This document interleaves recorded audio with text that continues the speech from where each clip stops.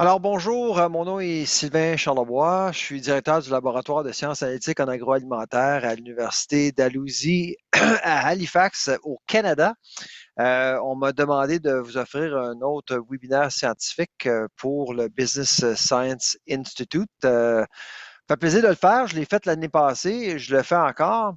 Euh, cette fois-ci, pour ce qui est du thème, on m'a demandé de trouver un thème général autour de l'agroalimentaire. Bien sûr, ma recherche tourne autour de l'agroalimentaire, des systèmes agroalimentaires, de la distribution politique qui affecte évidemment les systèmes agroalimentaires et on comprend actuellement que la géopolitique alimentaire est un sujet très important, bien sûr.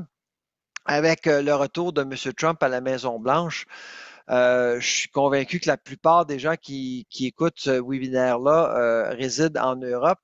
L'Europe, évidemment, est un terrain, un continent compliqué, mais les choses se compliquent en Amérique du Nord et je voulais vous offrir une perspective de l'ère Trumpiste et ses impacts sur la géopolitique agroalimentaire et le développement durable d'un point de vue nord-américain. Je suis Canadien, bien sûr, et j'étais en visite justement dernièrement au Mexique. Et puis, la situation est pas vraiment facile hein, pour personne, mais surtout pour le Canada qui a profité énormément du fait que nous sommes au nord de, des États-Unis. Nous sommes, comme je l'ai dit l'année passée, prisonniers de notre propre géographie. On ne peut pas bouger le Canada. Ça a été extrêmement profitable pour notre économie d'être tout près du Canada, mais maintenant, c'est devenu un véritable problème. Donc, on va parler de ça aujourd'hui. Alors, moi, je voulais en fait dresser le portrait de la géopolitique agroalimentaire mondiale, mais surtout du point de vue canadien et nord-américain, puisque les choses sont quand même compliquées. Et puis, bien sûr, j'accepte vos commentaires lorsque vous allez écouter ce webinaire-là. Ce n'est pas en direct, bien sûr, mais vous allez pouvoir laisser des commentaires si vous voulez.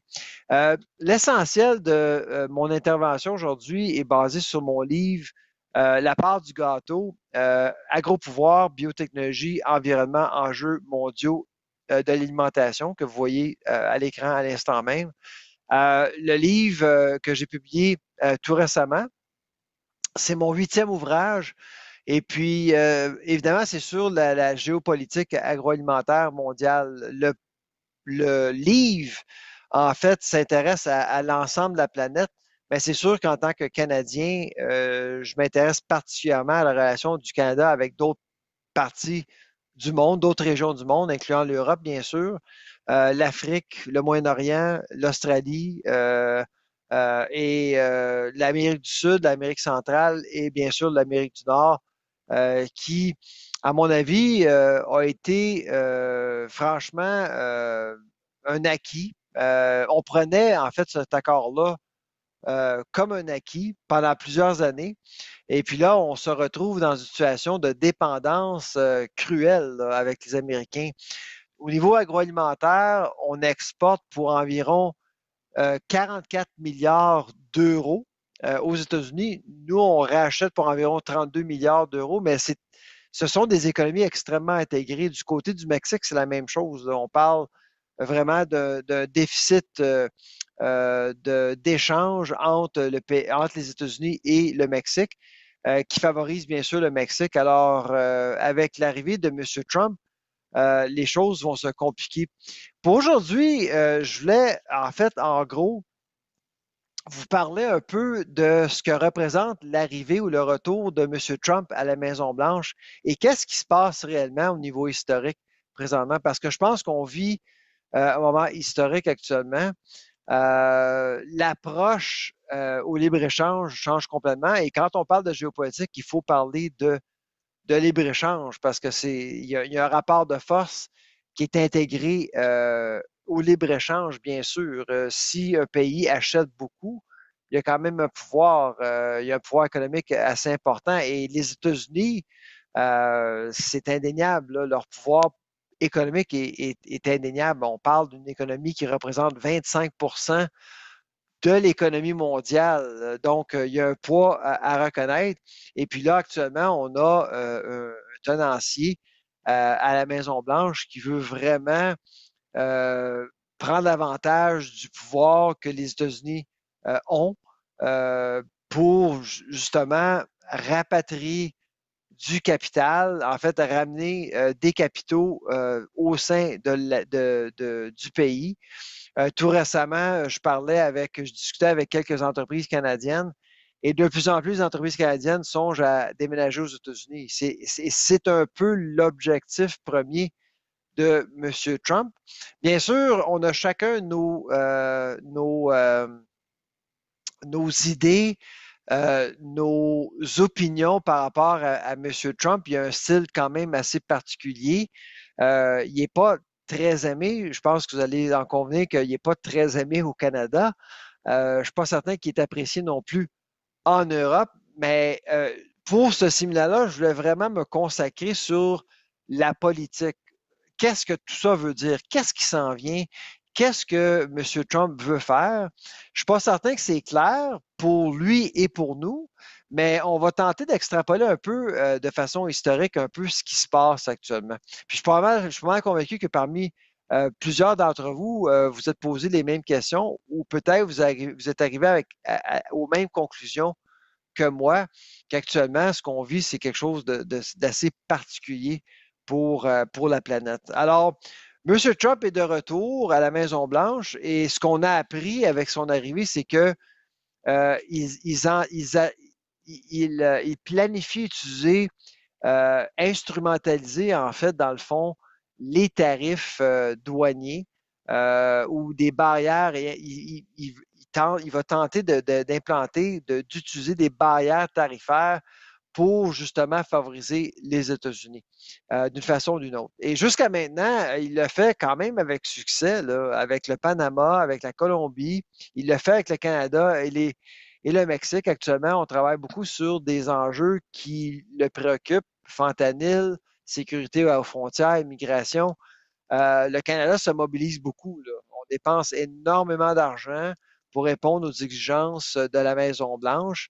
Et donc, il y a vraiment un réveil total continental par rapport à l'arrivée de M. Trump. Alors, de, de ne pas reconnaître que l'arrivée de M. Trump fait beaucoup bousculer les choses, ça serait quand même de ne pas être au fait de la réalité, là. Vraiment, il y a eu vraiment un changement brutal depuis quelques mois avec l'arrivée de M. Trump.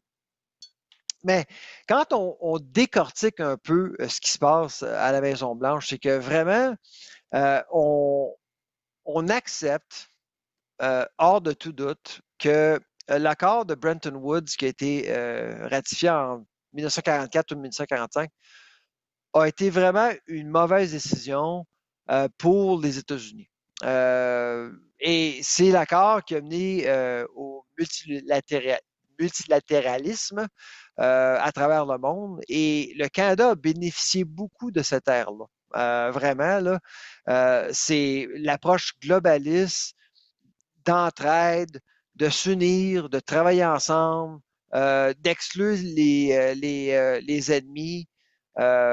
C'était vraiment une approche qui était privilégiée pendant très, très longtemps. Puis on prenait pour acquis que c'était vraiment l'approche essentielle. Moi, je pense que encore aujourd'hui, c'est l'approche qui est nécessaire, mais du point de vue trumpiste, on voit là de l'abus envers les Américains pendant des années. Qu'on soit d'accord ou pas, c'est ce qu'on voit actuellement chez les Américains, chez les Trumpistes, que justement, les États-Unis ont beaucoup offert au monde sans obtenir quelque chose en retour. Et on le voit actuellement avec l'Ukraine, la façon que l'Ukraine est gérée, c'est vraiment ahurissant, là. C'est vraiment un changement de cap total par rapport à l'ère Biden ou même avec Trump 1.0, là. On voit là que M. Trump connaît mieux Washington, il n'y a qu'un mandat à faire. Il doit agir rapidement. Puis on voit que vraiment, là, il comprend qu'il n'y a pas beaucoup de temps pour implanter son agenda. Alors, dans le fond, ce qui se passe, c'est que M. Trump vraiment mise sur l'approche bilatérale. C'est un président transactionnel. Il va négocier. Il va garder tout sur la table jusqu'à la dernière minute. Ça, c'est son style. On le voit très bien actuellement.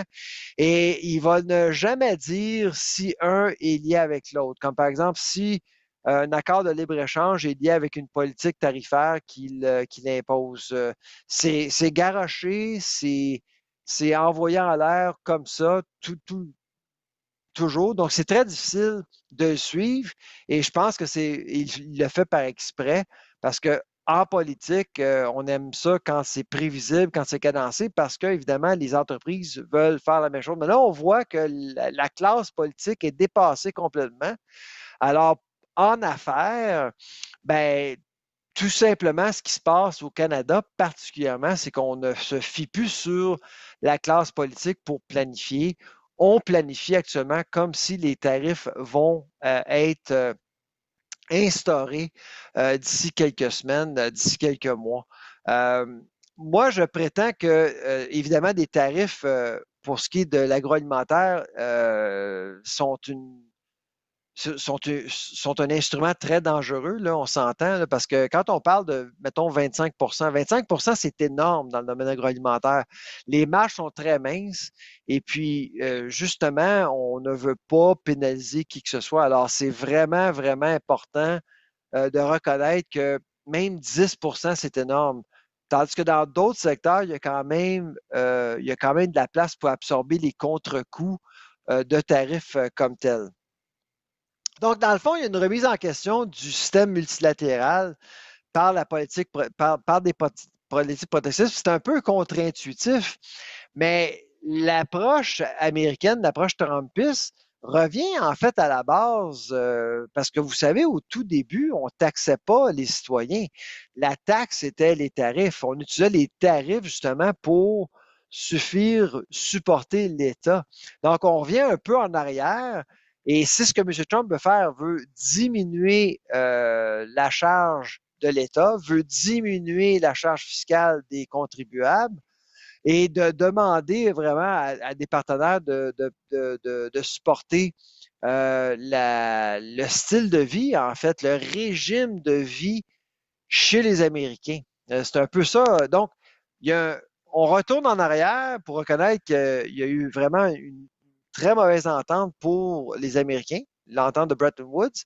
Mais si on recule encore plus en arrière, avant cette entente-là, ben, on retourne un peu à la base tarifaire qui permet justement à un État de subvenir à ses besoins en ne taxant pas ses citoyens, mais en taxant les autres à l'extérieur du pays. Donc, dans le fond, M. Trump n'a rien inventé. Mais est-ce que ça peut se faire aujourd'hui? Je ne sais pas. On sait bien qu'actuellement, on parle beaucoup du DOGE, du Department of Governmental Efficiency, qui est mené par M. Elon Musk. J'imagine que vous en entendez beaucoup parler en Europe comme ici. L'idée première, c'est de réduire la dimension d'État. Et réduire la dimension d'État, ça veut donc dire réduire la réglementation, réduire en fait les règles de base et surtout au niveau de l'environnement. Au niveau du développement durable, bien sûr, on a vu plusieurs pays adopter des politiques environnementales très agressives depuis une dizaine d'années, que ce soit en Europe ou ailleurs, même au Canada. On reconnaît le marché du carbone, on investit au sein d'énergie verte en agriculture, en agroalimentaire. On a une taxe sur le carbone pour pénaliser les pollueurs et tout ça. Mais si on se retire, et évidemment, on sait bien que M. Trump a décidé de se retirer de l'entente de Paris, l'entente climatique de Paris et tout ça, donc on isole un peu les États-Unis, mais le problème pour le Canada et le Mexique, c'est que si on continue à transiger l'un avec l'autre, ben évidemment, avec la reconnaissance d'un marché de carbone, on met le Canada et le Mexique, surtout le Canada, en position de faiblesse et de non-compétitivité finalement. Et c'est ce qu'on voit actuellement depuis quelques temps, c'est que le Canada devient de moins en moins compétitif, ce qui pourrait justement compromettre la souveraineté alimentaire du Canada malgré les tarifs, là, malgré les tarifs. Donc, on voit que les coûts augmentent chez nous, mais les coûts diminuent aux États-Unis. Donc, c'est pour ça que c'est pas facile c'est pas facile de simplement de laisser de côté les États-Unis en tant que Canadien parce que ça influence beaucoup ce qu'on va manger, ce que les gens vont faire comme nourriture, etc. Donc, le défi actuel face à un possible retour à un commerce bilatéral est clair. On le voit avec la France, on le voit avec l'Allemagne.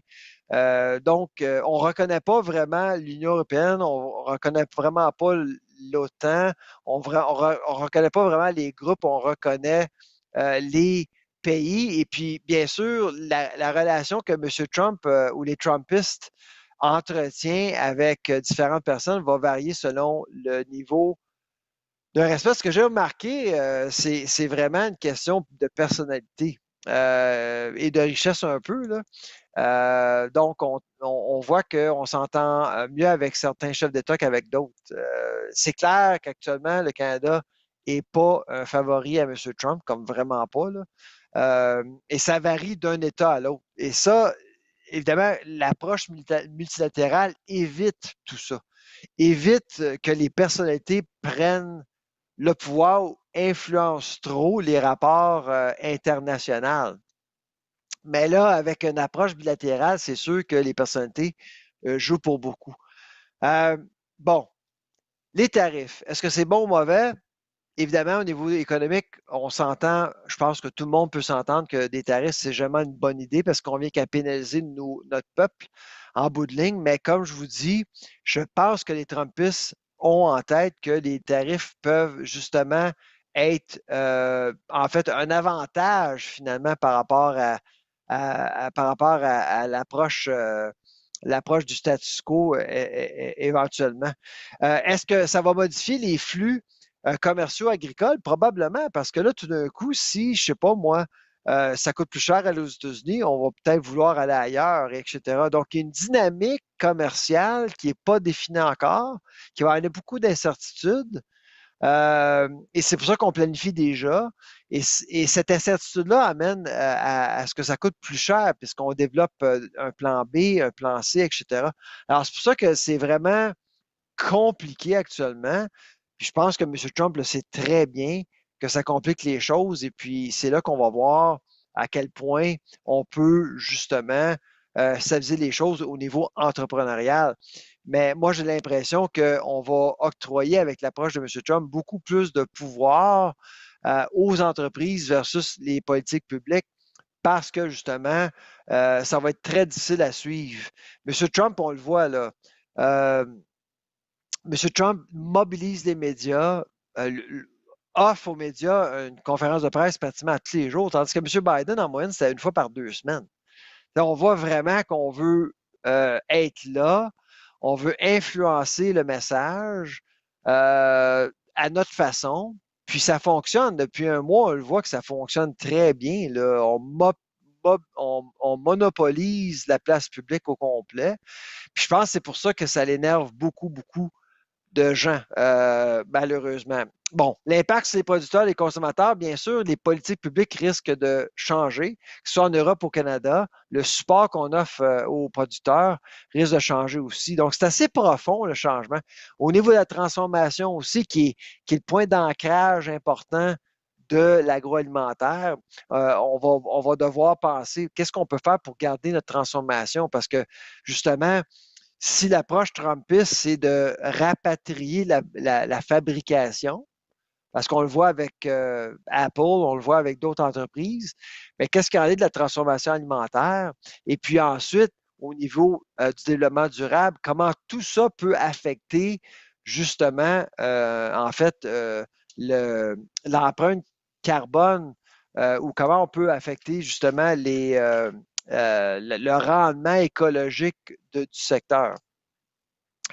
Je vais juste vous donner une idée de quels pays sont les plus protectionnistes au monde selon la FAO. Je vous donne la liste maintenant.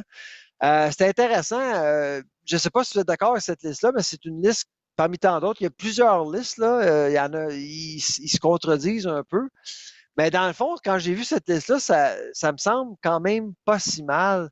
La Suisse étant au premier rang, le Japon au deuxième rang, pour les raisons qu'on connaît. Le Japon, en fait, importe la plupart de ce qu'il consomme. Donc, il y a quand même une protection assez importante, pas au niveau tarifaire, non tarifaire, bien sûr, parce que ça inclut les deux. Là. On s'entend que c'est pas juste des tarifs, mais c'est des barrières non tarifaires aussi. Norvège, Islande, Corée du Sud, l'Inde, la Russie et bien sûr le Canada. Pour les gens qui nous écoutent, qui connaissent pas trop le Canada est un pays quand même assez protectionniste, là, comparativement aux États-Unis. Euh, on n'aime pas ça l'avouer, mais on est quand même protectionniste. Puis on a une entente de libre-échange avec l'Europe, bien sûr, et l'Europe le sait très bien que, bien sûr, on a la gestion de l'offre.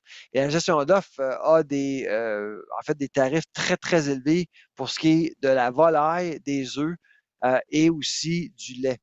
Et ça, c'est quelque chose qui dérange beaucoup de partenaires, incluant l'Europe. On a tenté de signer justement une entente de libre-échange avec l'Angleterre tout récemment, puis malheureusement, ça n'a pas fonctionné en raison de la gestion de l'offre.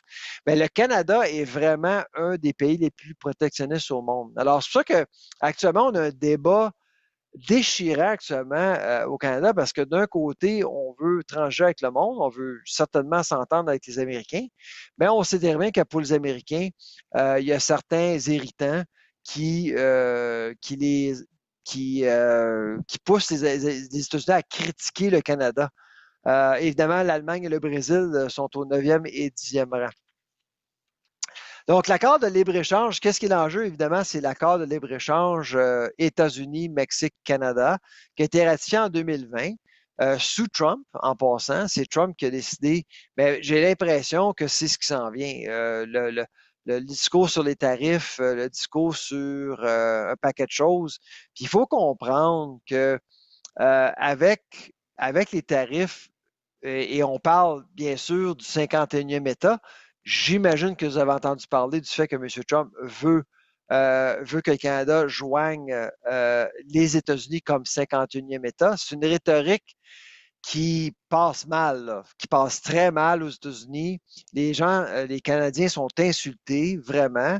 Euh, mais moi, je vois là une rhétorique simpliste, mais aussi dangereuse. Ce que je veux dire par là, c'est que, ben, premièrement, on est en 2025, on n'est pas en 1939. Là. On ne peut pas comme juste décider qu'un territoire, c'est le nôtre, puis on va envahir un pays. Là. Moi, je pense que ce que M. Trump fait allusion, c'est qu'il veut un meilleur contrôle des ressources naturelles, de l'énergie, du pouvoir énergétique du Canada.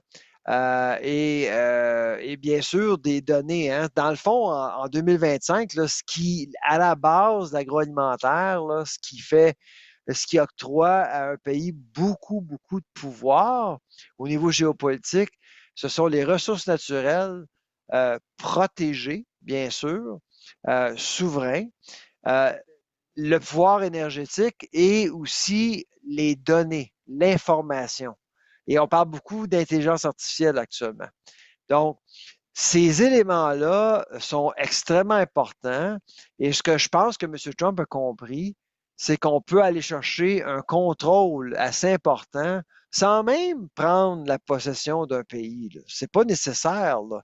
Mais avec les tarifs, et c'est ce qui se passe un peu avec l'Ukraine. Si vous regardez un peu ce qui se passe avec l'Ukraine, avec les minéraux, c'est ce qu'on tente de faire. C'est sûr qu'il y a certains, ça peut être on peut débattre exactement si cette approche-là va être efficace. Mais dans le fond, ce qu'on tente de faire avec l'Ukraine, c'est un peu ça. C'est ce qui m'inquiète avec le Canada. Et est-ce que ça pourrait affecter notre capacité agroalimentaire? Je l'ignore, mais c'est certain que ça risque de vraiment chambarder les choses, que ce soit au Canada ou aux États-Unis. Euh, la déréglementation, en fait, environnementale et l'impact sur les normes agroalimentaires, ce sont des aspects très importants parce que justement, sans l'approche multilatérale, ça va être beaucoup plus difficile de, euh, de veiller au bien-être de la planète. Là. Ça, c'est clair. Là. Donc, c'est pour ça que si l'individualisme, si le nationalisme est priorisé, c'est certain que ça va être beaucoup plus difficile pour qui que ce soit de vraiment de prioriser exactement un agenda vert pour diminuer les gaz à effet de serre, pour entretenir les sols de façon durable, etc. Donc, ça va être un défi de taille. Maintenant, M. Trump va être en place pendant 4 ans seulement. Il pourrait perdre ses primaires dans 2 ans. Bien, on l'ignore à quel point tout ça pourrait vraiment chambarder les choses.